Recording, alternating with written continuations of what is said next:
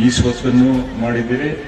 ಮೂರನ್ನೂ ಇವತ್ತು ಏನು ಕಂದಾಯ ಗ್ರಾಮದಲ್ಲಿ ವಾಸವಾಗಿದ್ದೀರಿ ನಿಮ್ಮೆಲ್ಲರಿಗೂ ಇವತ್ತು ಆ ಪತ್ರಗಳನ್ನ ಕೊಡೋ ಒಂದು ಕಾರ್ಯಕ್ರಮನ ಇಲ್ಲಿ ಹಮ್ಮಿಕೊಂಡಿರುವಂಥದ್ದು.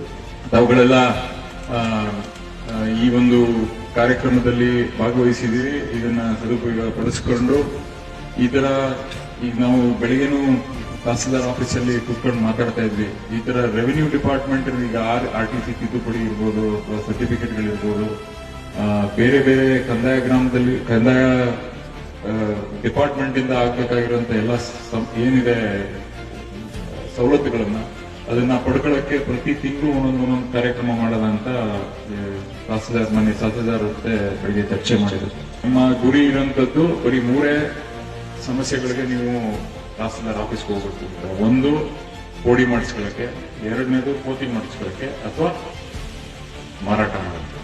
ಮಿಕ್ಕಿದ ಎಲ್ಲಾ ಸಮಸ್ಯೆಗಳನ್ನ ಇಲ್ಲೇ ಬಗೆಹರಿಸ್ಕೊಟ್ಟು ನಿಮ್ಮ ಮನೆ ಬಾಗಿಲಿಗೆ ತಲುಪಿಸ್ಬೇಕು ಅನ್ನೋದು ನನ್ನ ಗುರಿ ಇದೆ.